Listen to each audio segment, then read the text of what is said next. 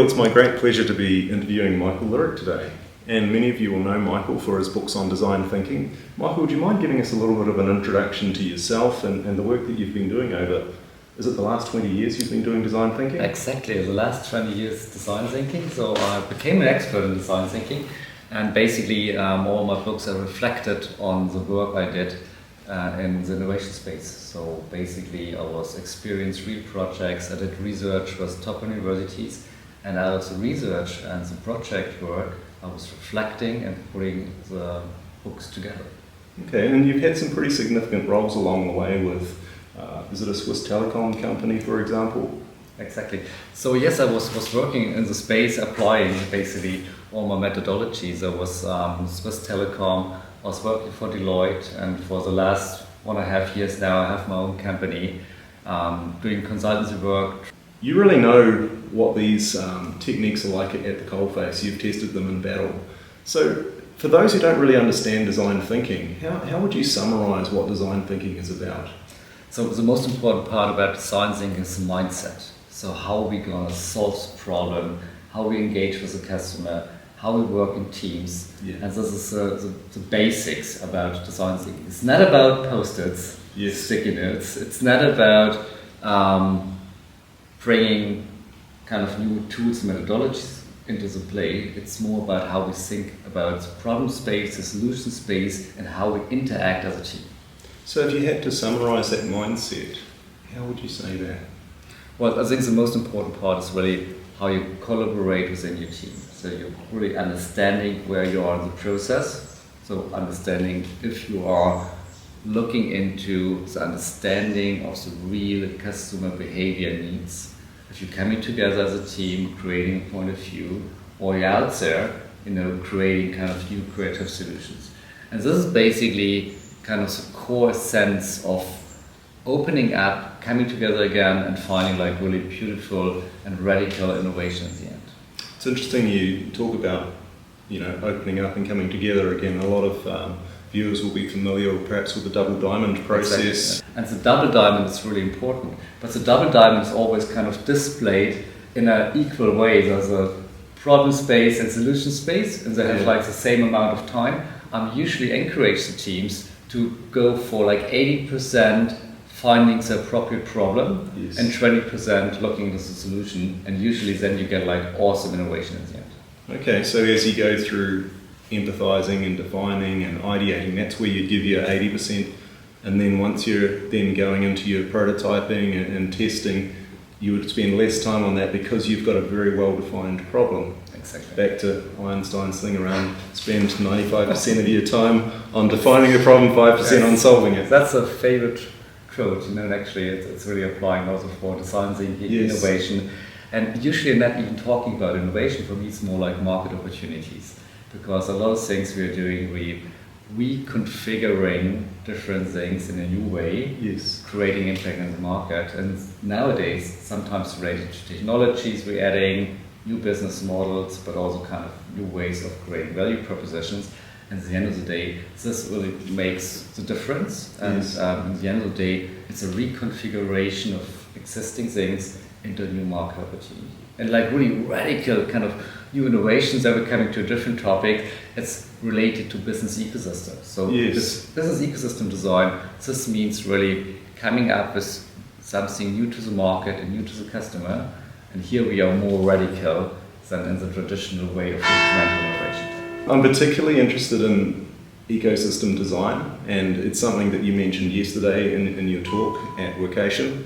And if you were to try and explain to perhaps directors or business leaders, those who get to sponsor change within an organisation, why it is so important they should be thinking about ecosystem design at this point in time, what would you say? So the first part is it's really dynamic at the moment. So if you're starting to build up new capabilities, new market offering, usually it takes like 2, 3, 4 years, because you don't have these capabilities within your company. But if you're looking at an ecosystem approach, you're tapping into the knowledge and the capabilities of different actors. Yes. You're combining, orchestrating. And this gives you a shorter time to market. and you can also reflect much quicker to the new market needs. So if something's changing in the market, you can change the actors, you can do like a co-evolution of different actors, and this really helps, to be more flexible in the environment we have in the moment. And I can tell you probably for the next 10 years, it will be even more dynamic than what we have seen the last 10 years.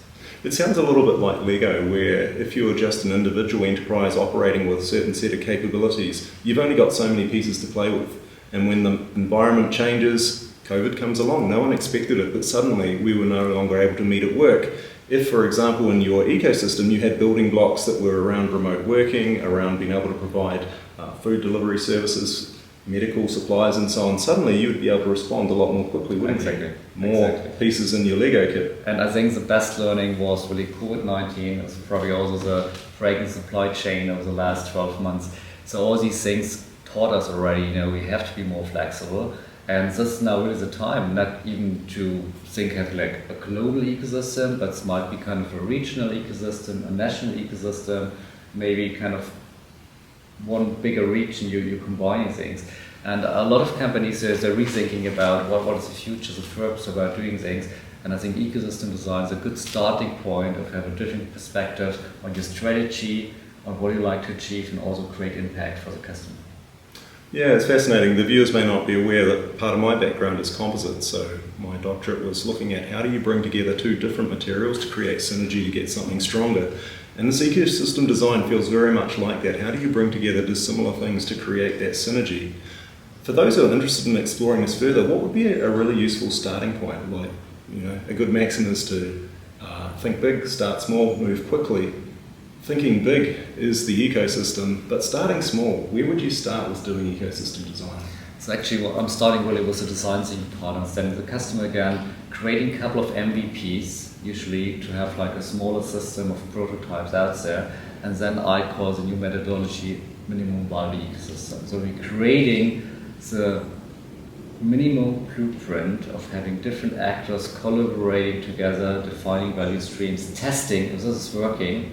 And if this is good, of course, you can scale afterwards. Otherwise, of course, it's loops. You have to do your homeworks again and find really what actors should collaborate together to make it happen.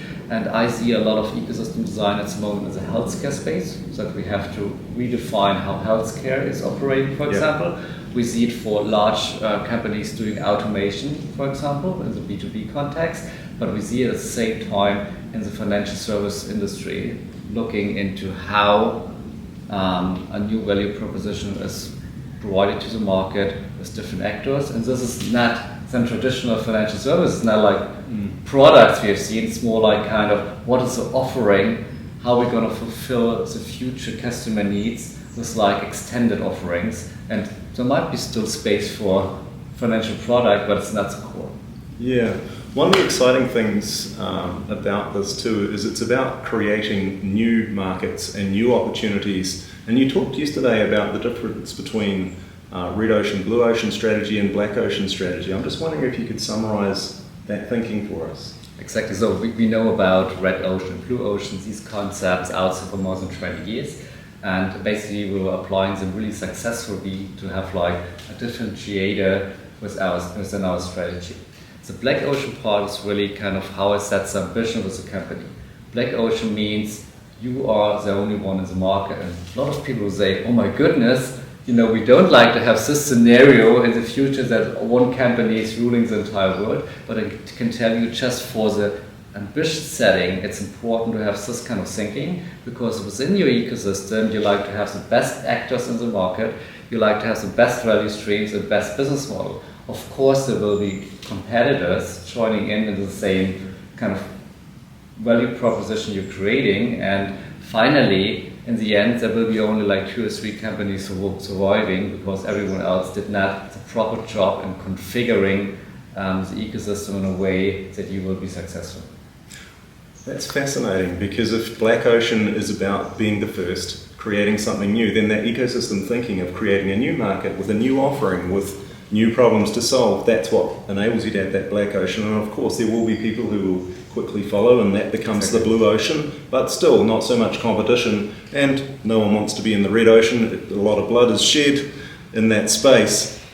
it sounds like ecosystem thinking also means that you would be able to continuously keep creating new black oceans because of many pieces in your Lego set.